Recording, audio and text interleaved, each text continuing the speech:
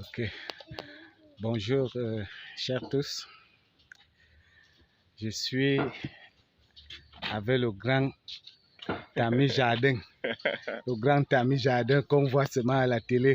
Aujourd'hui, il est avec nous, Monsieur Paul Tamignet. En fait, je vous le présente, il est le précurseur, ou alors, j'espère que j'utilise les bons termes, le premier à nous à parler de l'agriculture en haute densité, HD. Ouais, HD. Pas haute définition, mais haute densité. Haute densité, donc j'ai commencé par dire agriculture en haute densité, HD. Donc la haute densité. En fait, c'est l'agriculture, c'est aussi ce que je voulais qu'on comprenne, c'est que l'agriculture, c'est aussi comme le football, comme la bourse, comme tout ce qu'on fait. C'est-à-dire qu'on dit que la terre ne trompe pas. Ça, c'est vrai. Mais on ne se lance pas dans l'agriculture à l'aveuglette. Si des grands joueurs que nous connaissons comme Etofis ont jusqu'à la fin de leur carrière avec toujours un coach, le grand Ganou qu'on connaît a toujours un coach, un champion du monde, c'est parce que on ne peut pas être à la fois promoteur, agriculteur et coach en même temps. Il faut quelqu'un qui va vous dire que ici, il faut faire ceci, il faut faire cela, il faut faire ceci, il faut faire cela.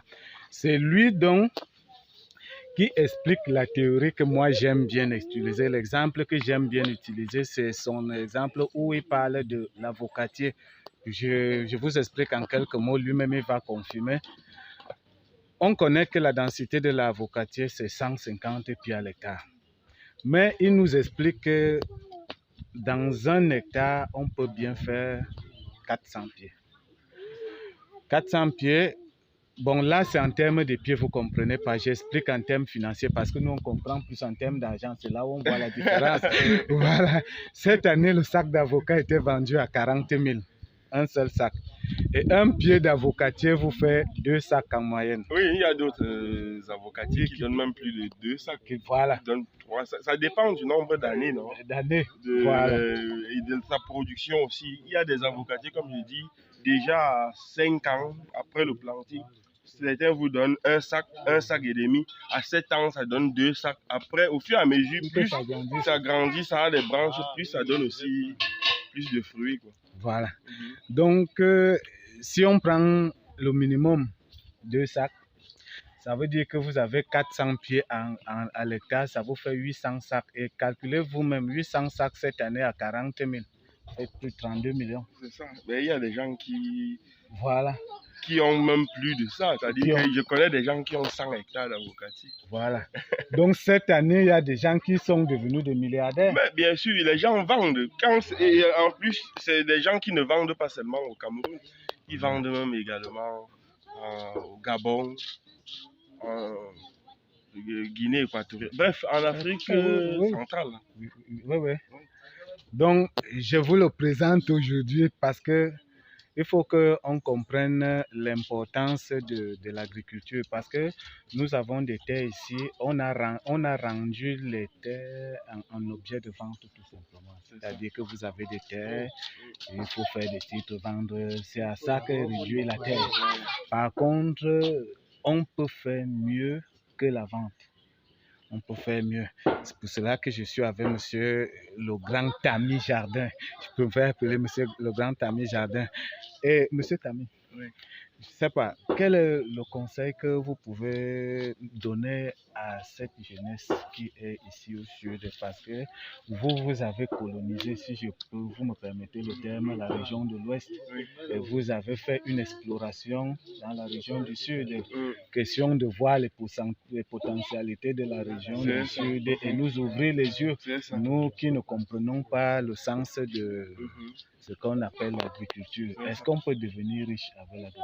Mais bien sûr, surtout que ici dans le sud, vraiment c'est énorme, c'est magnifique. À l'ouest, on n'a pas ce que j'ai vu là.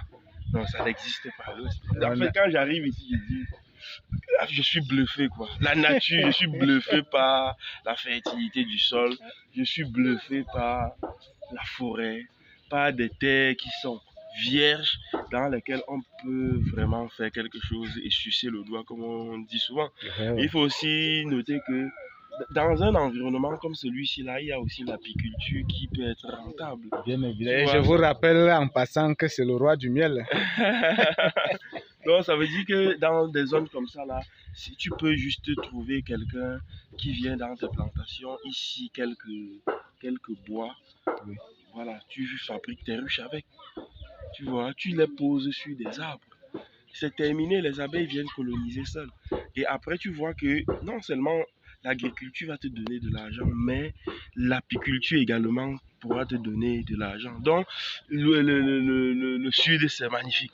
J'ai envie de quitter l'ouest pour venir rester ici.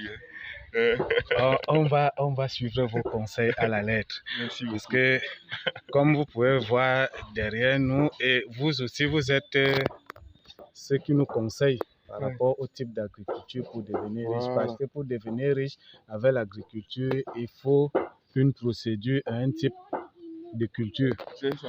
Parce que vous voyez derrière moi là, il y a un champ de cacao. Et franchement, c'est des cultures que chez nous, si vous voulez demeurer pauvre, comme on dit, lancez-vous dans la culture du cacao. C'est que vous allez demeurer pauvre. Alors, monsieur Tami, quelles sont à peu près, approximativement, je ne dis pas tout, les cultures que vous pouvez nous conseiller pour que quelqu'un qui veut vraiment être riche, parce que moi, je vous le dis, moi, je veux être riche par l'agriculture. Non, déjà, si quelqu'un veut s'enrichir rapidement grâce à l'agriculture, surtout dans les zones comme le sud, moi, je lui conseille des cultures maraîchères d'abord. Ouais. C'est-à-dire quoi? Si vous avez de très grands espaces, vous pouvez faire le maraîcher puisque chaque 3 mois, vous sortez les récoltes. Voilà. C'est pas difficile comme un verger. Parce que si vous faites un verger, ça vous prend beaucoup plus de temps. Et si vous n'avez pas assez de moyens, vous vous essoufflez en cours de route. Donc, les cultures qu'il faut faire pour gagner rapidement de l'argent, ce sont des cultures maraîchères. Maintenant, il peut arriver que quelqu'un veuille faire le maraîcher et également le verger. Ben, vous faites le verger et dans le verger, vous faites le maraîcher. Ça veut dire quoi? Ça veut dire que vous allez faire le maraîcher peut-être 1, 2, 3, 4 ans.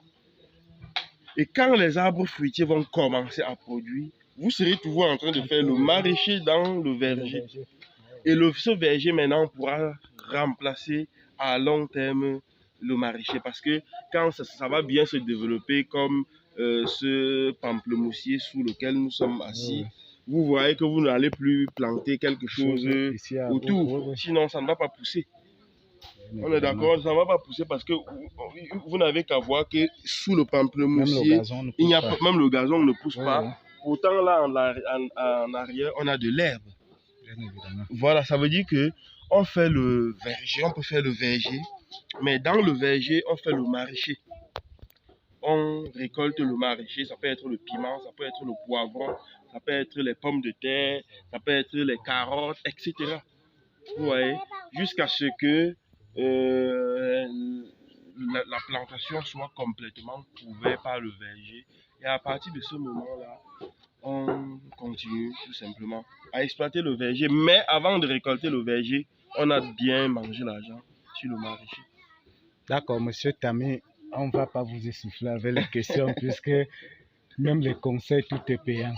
Oui, tout est payant. Donc, on ne doit pas, je veux dire, on doit annuler à la limite la notion de gratuité.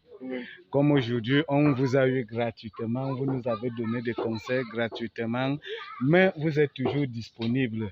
Pour ceux qui veulent vous suivre en ligne sur votre compte Tami Jardin Facebook et Tami Jardin YouTube. C'est ça. Voilà, ils peuvent s'abonner sur votre compte YouTube Tami Jardin pour suivre les extraits de vidéos que vous partagez. Voilà. Oui, mais ces extraits de vidéos, vous allez convenir avec moi qu'ils ne suffisent pas, il faut que les gens se forment. Oui, bien sûr, parce que c'est vrai que je publie régulièrement sur mes plateformes en ligne, Facebook et YouTube. Mais on ne peut pas parler de tout dans une vidéo de 10 minutes. Ouais. Si aujourd'hui je présente par exemple une émission sur l'avocatier, vous convenez avec moi que pour cueillir un avocat sur un avocatier, il faut attendre 2 ans. Or, vous ne pouvez pas faire une émission sur la culture de l'avocat en 10 minutes et parler de tout. D'où l'importance des personnes qui souhaitent se lancer de suivre une formation. La formation leur permet d'avoir quand même d'avoir une longueur d'avance sur l'activité qu'ils veulent mener. C'est un peu ça. Donc, ils se forment, ça peut être en culture maraîchère, en arbre fruitier, peu importe la culture. On se forme et quand on va dans les plantations, on sait ce qu'on va faire pour ne pas aller en profane et partir jeter l'argent. Oui, et je précise que pendant ces formations-là, on vous montre quel type de culture peuvent être associées. Voilà, Pour qu'on c'est ça. s'en sorte Bien et quelles ne évidemment. peuvent pas. Parce que des Bien fois, évidemment. il faut, oui, pendant la formation. Bien évidemment. Ok, merci beaucoup, M. Tami Jardin, Merci pour aussi. votre visite. Ciao.